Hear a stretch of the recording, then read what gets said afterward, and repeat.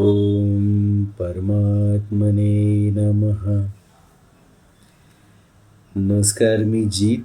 गीतेच्या 27व्या भागामध्ये तुमचं मनपूर्वक स्वागत आहे. अध्याय पहिला, श्लोक अर्धा आपण गेल्यावेळी वाचला होता 21वा आणि श्लोक 22वा. खूप सुंदर विषयाला आता आपण सुरुवात करणार आहोत. अर्जुन उवाच सेनर्योरुभयोर्मध्ये रथं स्थापय मे अच्युत यावद्देतान्निरीक्षेऽहं योद्धुकामानवस्थितान् कैर्मया सह योद्धव्यस्मिन् अर्णं समुद्यमे.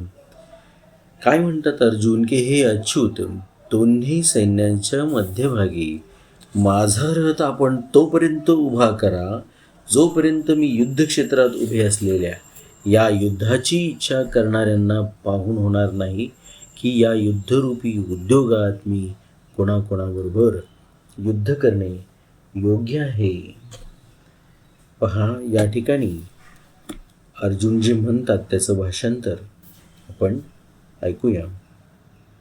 हे अच्युत, दोन्ही सैन्यांच्या मध्यभागी रथ उभा कर, म्हणजे मला मग माझ्याशी युद्ध करण्याची कोणाकोणाची इच्छा आहे व या रणोद्योगात मला कोणाकोणाशी लढावे लागणार आहे याचे निरीक्षण करता येईल. ते आपले सारथ्याला आज्ञा देतात. पहा,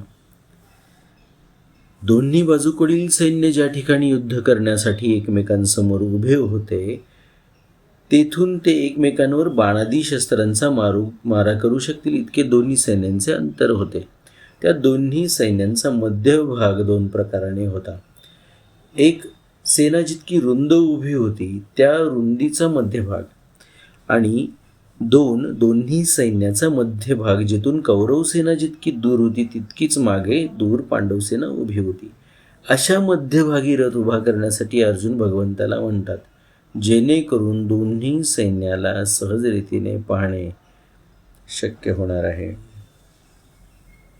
अतिशय महत्त्वाचा श्लोक आहे. पहा, आध्यात्मिक दृष्ट्या सेनर उभयोर्मध्ये हे पद गीतेत 3 वेळा आले आहे. येथे या पहिल्या अध्यायात 21व्या श्लोकामध्ये आणि याच अध्यायाच्या 24व्या श्लोकामध्ये आणि दुसऱ्या अध्यायाच्या 10व्या श्लोकामध्ये 3 वेळ येण्याचे तात्पर्य असे आहे की पहिल्या वेळी शौर्याने आपला रथ दोन्ही सैन्याच्या मध्यभागी नेऊन उभा करण्याची आज्ञा देतात.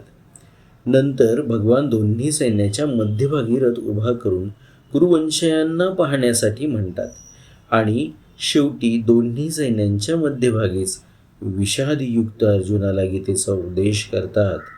अशा प्रकारे प्रथम अर्जुनात शूरवीरता होते.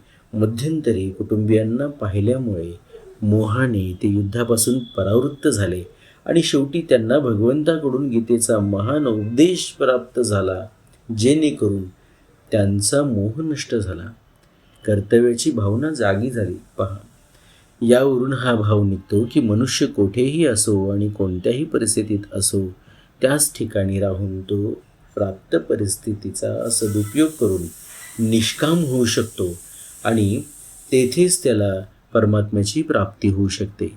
कारण परमात्मा संपूर्णपणे परिस्थितीमध्ये सर्व काळ एकरूपाने असतात. दोन्ही सैन्याच्या मध्यभागी रथ कुठपर्यंत उभा करावा यावर अर्जुन म्हणतात की जोपर्यंत मी युद्धाच्या इच्छेने सैन्यासह आलेल्या कौरव सैन्यातील राजे लोकांना पाहू शकत नाही तोपर्यंत आपण रथ तेथेच उभा करावा. या युद्धप्रसंगी मला कोणाकोणाशी युद्ध करावयाचे आहे त्यापैकी माझ्या बरोबरीचे सामर्थ्यवान कोण आहेत, माझ्याहून कमी सामर्थ्यवान कोण आहेत आणि माझ्याहून अधिक बलवान कोण आहेत त्या सर्वांना मी जरा पाहून घेतो. या ठिकाणी योद्धुकामान पदाने अर्जुन म्हणत आहेत की आम्ही तर तडजोड करण्याचाच विचार केला होता, परंतु त्यांनी संधीचा स्वीकार केला नाही. कारण त्यांच्या मनामध्ये युद्धाची जास्त इच्छा आहे, म्हणून किती शक्तीने ते युद्ध करण्याची इच्छा करतात ते मी पाहून घेतो. युद्धाची कामना करून या ठिकाणी लक्षात घेतलं पाहिजे की कौरव आलेले आहेत, पण एक खूप महत्त्वाचा शब्द इथे संजय वापरतात. ते सगळ्यांच्या मनातलं ओळखणारे आहे, ते भगवंताच्याही मनातलं ओळखणारे आहेत पहा. म्हणून इथे जे या ठिकाणी युद्धाच्या कामनेने आलेले आहेत त्यांचा इथे विचार अर्जुन करतो. मध्यभागी गेल्यानंतर या ठिकाणी ही जागा कुठे आहे हे आपल्याला सगळ्यांना माहिती पाहिजे. ही जी जागा आहे ही सगळ्यांच्याच आपल्या मनामध्ये आहे. एका बाजूला कौरव सैन्य आहे, एका बाजूला पांडव सैन्य आहे. अर्थातच मध्यभागी भगवंताच्या सोबत आपण उभे आहोत. मी 10 अश्व म्हटलं मागच्या वेळी एका भागामध्ये, तर ते 10 अश्व अर्थातच आपण समजून घेतलं पाहिजे. 5 इंद्रिय, 5 कर्मेंद्रिय आणि 5 ज्ञानेंद्रिय मिळून 10 होतात. आणि यांची लगाम हातात घेऊन ह्या सगळ्या इंद्रियांचा नियंता तो भगवंत त्या रथाचं सारथ्य करण्यासाठी उभा आहे. आपल्याला वाटतं की तो रथ आपण हाकतोय, पण प्रत्यक्षात तो रथ भगवंताच्याच इच्छेने भगवंताच्याच नियंत्रणात आहे हे आपण समजून घेतलं पाहिजे. अशा प्रकारच्या रथावर आरूढ झालेले आपण, ज्या रथाचं नाव अर्थात शरीर असं आहे, या शरीरावर आपण आरूढ झालेलो आहोत. भक्तीचा महामेरू असलेला हा हनुमंत त्या ज्या ठिकाणी परमात्म्याचं आणि आपलं मिलन होतं त्या पहा 7व्या आणि 8व्या त्या चक्राच्या मध्ये, जिथे सहस्त्राधार चक्र आहे आणि त्याच्यावर 2 इंच वरती जिथे ध्वज आहे आपल्या सगळ्यांचं, तिथे परमात्मा चक्र 8वं चक्र आहे. षटचक्राबद्दल आपण ऐकलेलं आहे, पण 7व्या आणि 8व्या चक्राबद्दल सुद्धा आपल्याला माहिती पाहिजे की जे सहस्त्रार चक्र आहे, सहस्त्रधार चक्र पण म्हणतात त्याला, ते अनंत मेंदूच आहे तो एका अर्थाने. आणि त्याच्यावरती त्या सगळ्याची कनेक्टिव्हिटी म्हणजे त्याच्या माध्यमातून त्या मेंदूच्या आपण संपूर्ण विश्वाशी आपलं जे काही कनेक्शन आहे ते करून घेत असतो.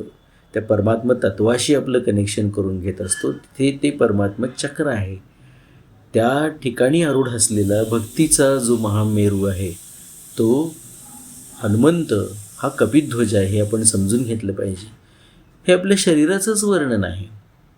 आणि एका ठिकाणी जाऊन आपण स्वतःकडे जेव्हा पाहतो व्यवस्थित पाहतो, दोन्ही बाजूला आपल्याच दोन्ही बाजूंचं आपण निरीक्षण करतो, तेव्हा आपल्या ह्या सगळ्या अवस्था ज्या आहेत होत असतात आणि आपण स्वतःच्या या रूपाला घाबरतो पहा.